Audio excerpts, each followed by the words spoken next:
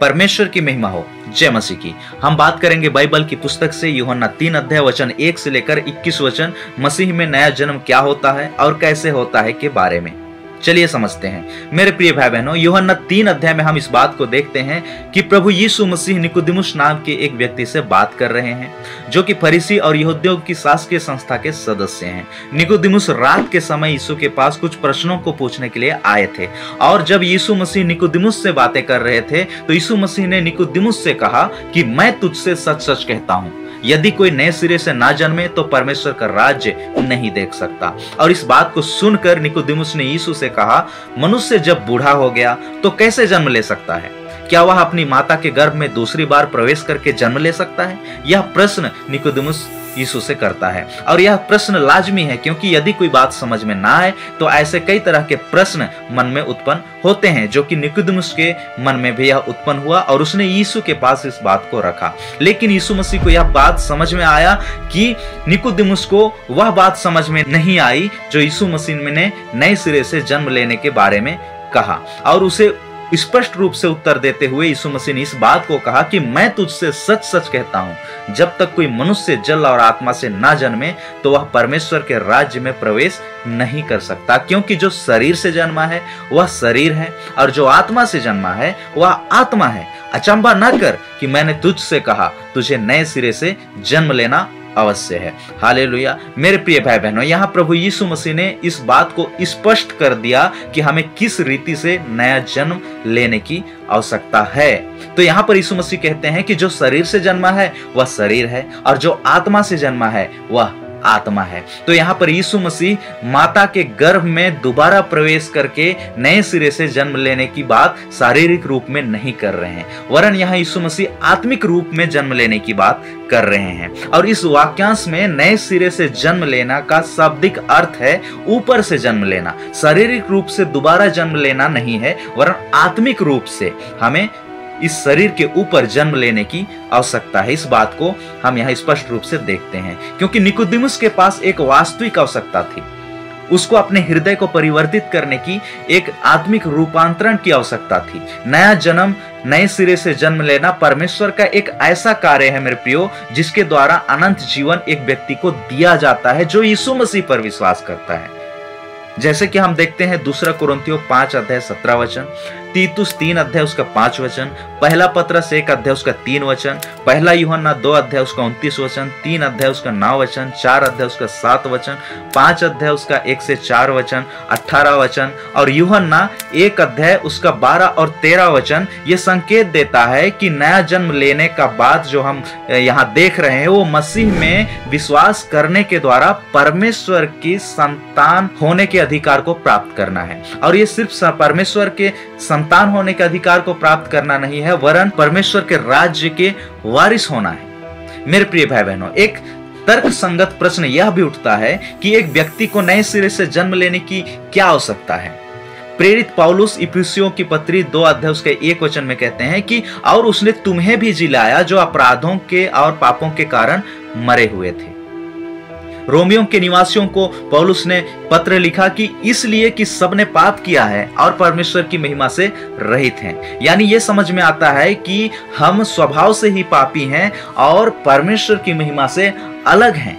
यानी पापी होने के नाते हम आत्मिक रूप से मरे हुए हैं। और जब हम यीशु मसीह में विश्वास करते हैं और इस बात पर विश्वास करते हैं कि यीशु मसीह ने मेरे पापों के लिए क्रूस पर बलिदान दिया और मेरे पापों के लिए यीशु मसीह अपना निष्कलंक लहू को बहाया और मेरे लिए वो मर गया और तीसरे दिन मुर्दों में से जी उठा। जब हम मसीह में इस बात पर विश्वास करते हैं तो इस विश्वास के द्वारा आत्मिक जीवन को हम प्राप्त करते हैं, यानी हम आत्मिक रूप से जिंदा हो जाते हैं प्रभु यीशु मसीह में। तो बाइबल इसकी समानता नए सिरे से जन्म लेने के साथ करती है। केवल वही जिनका नया जन्म हुआ है उन्हीं का पाप क्षमा किया गया है जो यीशु मसीह पर विश्वास करते हैं और उन्हीं का संबंध परमेश्वर के साथ है। इस बात को बाइबल बताती है। ऐसा कैसे हो सकता है, ये सवाल हमारे मन में फिर से उठता है। लेकिन इफिसियों की पत्री 2 अध्याय उसका 8 और 9 वचन व्यक्त करता है कि क्योंकि विश्वास के द्वारा अनुग्रह ही से तुम्हारा उद्धार हुआ है। तो विश्वास जरूरी है। हमारे विश्वास के द्वारा ही हमें आत्मिक रूप में नया जीवन प्राप्त हो सकता है। और यह तुम्हारी ओर से नहीं वरन परमेश्वर का दान है। तो पौलुस इस बात को कहते हैं कि ये हमारी ओर से नहीं है, मनुष्य की ओर से नहीं है, ये परमेश्वर की ओर से है और उसके ओर से दिया गया ये दान है मेरे प्रिय भाई बहनों। और पौलुस कहते हैं और ना कर्मों के कारण, ऐसा ना हो कि कोई घमंड करे। जब कोई बच जाता है तो उसका नया जन्म हो गया, क्योंकि हम जानते हैं कि पाप की मजदूरी मृत्यु है, और यदि हम पाप से बच जाते हैं यीशु मसीह के द्वारा तो हम आत्मिक रूप में नया हो जाते हैं, हमें एक नया जीवन मिल जाता है। तो हम बच गए, और जब कोई बच जाता है तो उसका नया जन्म हो गया, आत्मिक रूप से वह नवीनीकृत हो गया मेरे प्रियो, और वह अब नए जन्म के अधिकार के कारण परमेश्वर की संतान है। और यीशु में विश्वास करना उसमें जिसने पाप के दंड की कीमत चुकाई जब वह क्रूस पर मरा, और उसी का अर्थ है नया जन्म, क्योंकि वो हमारे लिए मरा ताकि हमें नया जन्म मिले, हमें नया जीवन मिले आत्मिक रूप से मेरे प्रियो। इसलिए यदि कोई मसीह में है तो वह नई सृष्टि है, पुरानी बातें बीत गई, देखो सब नई हो गई है, जिसे हम दूसरा कुरिन्थियों 5 अध्याय उसका 17 वचन में देखते हैं। और सब कुछ बीत गया, यानी सब कुछ पुराना हो गया, हमारी पुरानी जिंदगी, हमारे जो पाप थे वो सब कुछ बीत चुका। प्रभु यीशु मसीह के उस अनमोल, उस निष्कलंक, उस पवित्र लहू के द्वारा धो दिया गया, और सब कुछ बीत गया, और सब कुछ अब नया हो गया। हमारे जीवन में अब नया हो गया, हमारा नया जन्म हो गया आत्मिक रूप में। इस बात को हम देखते हैं। यदि आपने कभी प्रभु यीशु मसीह में अपने उद्धारकर्ता के रूप में विश्वास नहीं किया है मेरे प्रिय भाई बहनों, तो क्या आप पवित्र आत्मा की प्रेरणा पर ध्यान देंगे?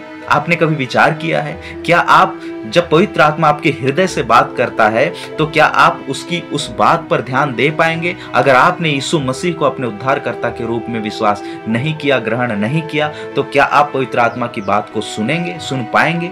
ये एक बड़ा सवाल है और अपने आप में विचार करने की आवश्यकता है मेरे प्रिय भाई बहनों। यदि आपने अब तक प्रभु यीशु मसीह को अपने उद्धारकर्ता के रूप में ग्रहण नहीं किया, यीशु मसीह पर सच्चे मन से विश्वास नहीं किया, तो आपको नए सिरे से जन्म लेने की आवश्यकता है। क्या आज आप पश्चाताप की प्रार्थना करेंगे और मसीह में एक नई सृष्टि बनना चाहेंगे? क्या आप मसीह में एक नई सृष्टि बनेंगे?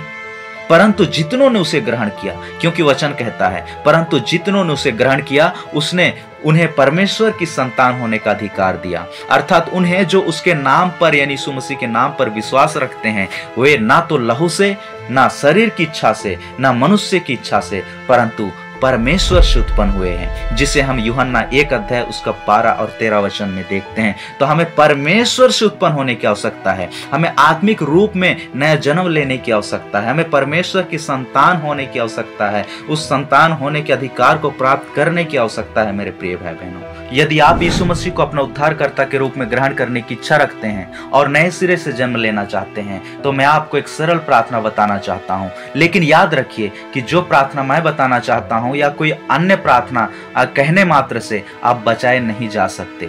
केवल मसीह यीशु पर विश्वास रखने से ही आप अपने पापों से बच सकते हैं और अपना उद्धार पा सकते हैं। यह प्रार्थना जो मैं बताने जा रहा हूं केवल परमेश्वर में अपना विश्वास व्यक्त करने और आपके लिए उद्धार उपलब्ध कराने के लिए उसको धन्यवाद देने का एक तरीका मात्र है। मेरे प्रियो, आप कह सकते हैं, हे मेरे परमेश्वर, मैं जानता हूं कि मैंने आपके विरुद्ध पाप किया है और मैं सजा पाने के योग्य हुआ हूँ, परंतु यीशु मसीह ने उस सजा को उठा लिया जो मुझे मिलनी थी, ताकि उसमें विश्वास करने के द्वारा मुझे क्षमा प्राप्त हो सके। मैं उद्धार के लिए अपने विश्वास को आप में रखता हूँ। हे यीशु, मुझे आपकी आवश्यकता है, क्योंकि मैं अपने आप को बचा नहीं सकता। मैं अपने जीवन में आपका स्वागत करता हूँ। मेरे जीवन में आ और मेरे जीवन को बदल दे और मुझे बचा ले। हे मेरे परमेश्वर, आपके अद्भुत अनुग्रह और क्षमा के लिए जो कि अनंत जीवन का वरदान है, मैं आपका धन्यवाद करता हूँ प्रभु यीशु के नाम में, आमीन। मेरे प्रियो, मैं विश्वास करता हूँ कि आपने इस विषय को, नया जन्म क्या है और कैसे होता है मसीह में, इस बात को आपने समझ पाया है। प्रभु आपकी सहायता करे और पवित्र आत्मा अपने वचन में बढ़ाए। Praise the Lord.